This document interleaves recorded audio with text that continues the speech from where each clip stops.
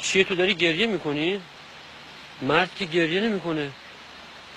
هنوز نیامده دلت برای خانوادت تنگ شد؟ نه. پس چی؟ میدونی چیه؟ هیچکی منو دوست نداره. عزیزم منو دوست نداره.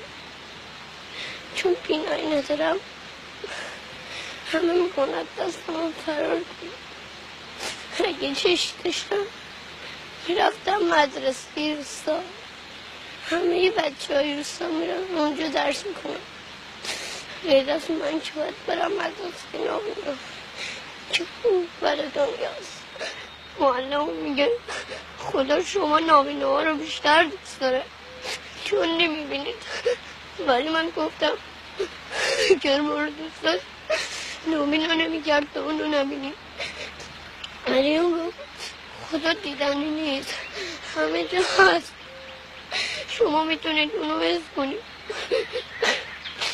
شما میتونید با دستاتون ببینید.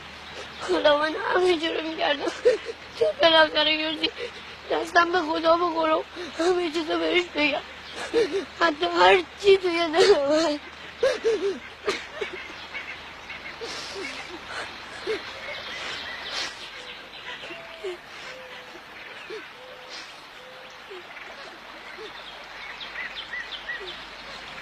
معلمتون راست گفت.